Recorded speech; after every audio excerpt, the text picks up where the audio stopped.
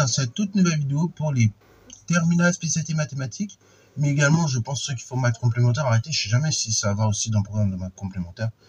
Je regarderai avant de mettre la vidéo. De toute manière, si ça va pas dans le programme de maths complémentaire, ce sera pas indiqué maths complet, mais et du coup ce sera pas dans la playlist des maths complets, mais en tout cas, le but de cette vidéo, un petit entraînement afin de manipuler tout ce qui concerne le théorème de comparaison et notamment plus précisément le corollaire du théorème de comparaison, à savoir donc la croissance comparée. C'est surtout ça qui va le plus nous intéresser en fait dans cette partie cours, la croissance comparée, et on verra donc un exo d'application par la suite sur le théorème du gendarme.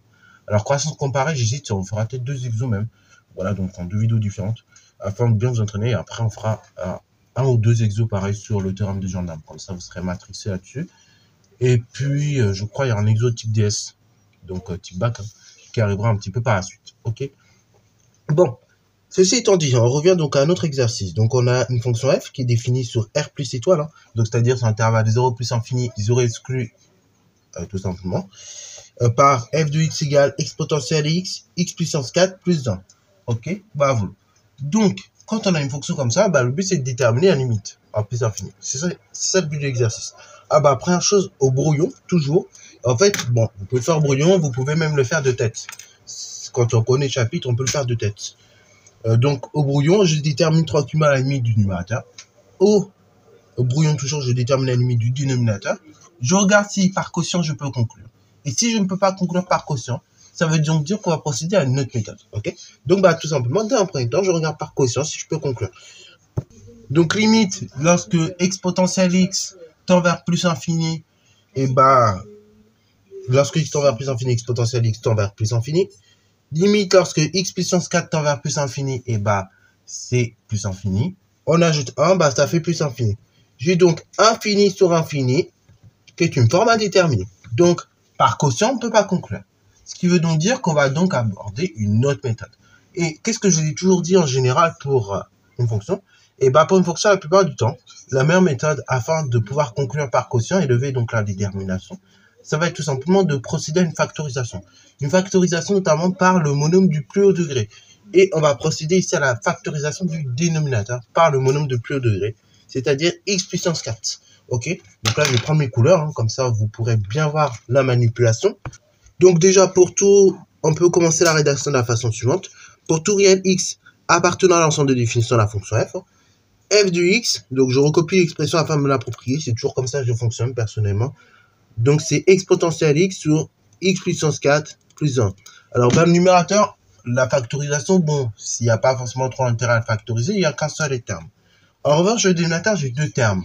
Donc comme j'ai 2 termes, là, ça va être plus intéressant de factoriser. Donc je vous propose de factoriser le dénominateur, ici par le monôme de plus haut degré, c'est-à-dire x puissance 4. Donc f de x c'est quoi? C'est le numérateur qui est égal à exponentielle x sur le dénominateur qui est égal à x puissance 4, facteur de tout ce qu'il y a dans la parenthèse. Donc x puissance 4 facteur du coup de 1. Ok, voilà. Afin d'obtenir x puissance 4. Et après, plus le second terme, afin d'obtenir 1. Ok. Donc comment je fais pour obtenir 1? Pour obtenir 1, il faut que je multiplie par l'inverse de x puissance 4. C'est-à-dire 1 sur x puissance 4. Comme ça, du coup, x puissance 4 fois x divisé par x puissance 4, ça s'annule, il reste 1. Donc c'est nickel. Tandis que là, x puissance 4 fois 1, attention, ça fait x puissance 4. Ok. Alors là, ici, on peut même, comme on en prend un produit, scinder le produit en 2. Ok, comme on en prend un produit. Donc ça fait f de x égale la chose suivante. Exponentielle x sur x puissance 4 fois 1 sur 1 plus x puissance 4. Ok. Et là, je vais vraiment procéder petit à petit. D'abord, je détermine la limite de ce morceau-là, du dénominateur de cette fraction-là. Ok, juste ici. Après, je détermine la limite du tout quotient. Ensuite, je détermine la limite de cet élément-là par croissance comparée. Et enfin, je conclue par produit. Ok, si possible. Voilà, ici, je vous lis, ce sera possible, bien évidemment. Alors, du coup, limite, lorsque x tend vers plus infini de 1 sur x puissance 4, là, vous êtes habitué, ça fait 0. Ok. Pourquoi 0? On peut l'expliquer à nouveau, parce que vous aurez 1 sur un nombre très grand. Donc, 1 divisé par un nombre très grand, ça fait 0. Ok. En tout cas, vous aurez un résultat qui va tendre de plus en plus vers 0.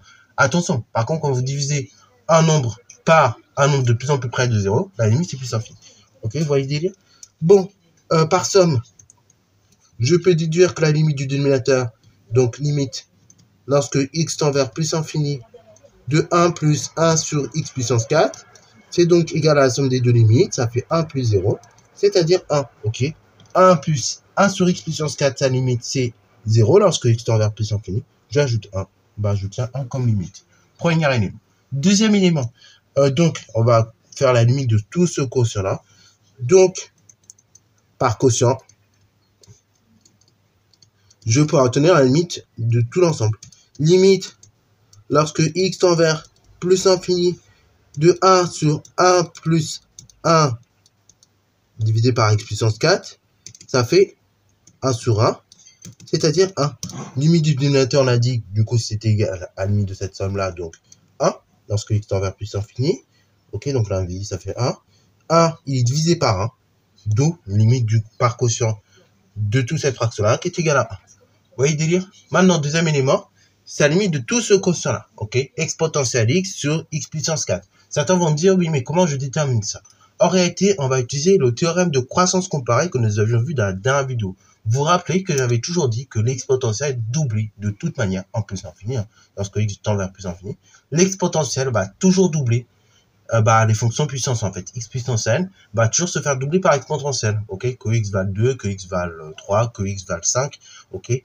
Peu importe la valeur de n en exposant, et x puissance n sera doublé par exponentielle x. Ce qui se traduit de la façon suivante, c'est-à-dire que exponentielle x, pour des valeurs x de plus en plus grandes, va tirer beaucoup plus vers l'infini que le x puissance 4, ok? L'infini de exponentielle x sera beaucoup plus puissant que l'infini de x puissance 4. Et on avait même donc formalisé un théorème de façon générale que limite d'exponentielle x sur x puissance n, n est en entier relatif, c'est égal à plus infini.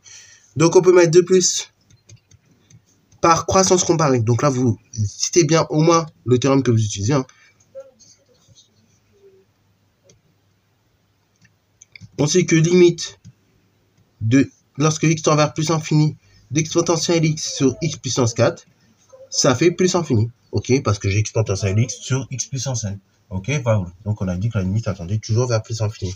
Ok, alors attention, dans le cas inverse, hein, je vais vous montrer rapidement. Dans le cas inverse, si j'ai limite de x puissance 4 sur exponentielle x à déterminer, comment je fais lorsque x tend vers plus infini? Et bien là-dessus, c'est tout simplement passer par l'inverse. Ok, vous rappelez que diviser par une fraction, c'est multiplier par son inverse. C'est-à-dire multiplier par 1 sur, donc, cette fois-ci, exponentielle x sur x puissance 4, ok? Quand je divise par une fraction, ok? Diviser par ces quantités-là revient à multiplier par ces quantités-là. Et réciproquement, avoir ces quantités-là, ça revient à dire qu'on a ces quantités-là.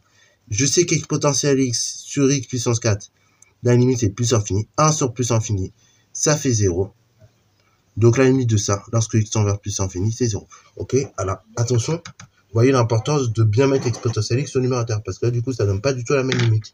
De par croissance comparée, on a exponentielle x sur x puissance 4 qui donne plus infini en termes de limite, lorsque x tend vers plus infini. Donc, par produit enfin, on peut conclure que limite, lorsque x tend vers plus infini de notre fonction f, c'est égal à 1 fois plus infini, donc plus infini. Ok, et voilà comment on conclut un petit exo de ce type-là. Ok, voilà, donc c'est tout pour cette vidéo. Donc j'espère qu'elle t'a plu. Si c'est le cas, n'hésite pas à la liker, commenter et bon incite à toi en mathématiques et en sciences.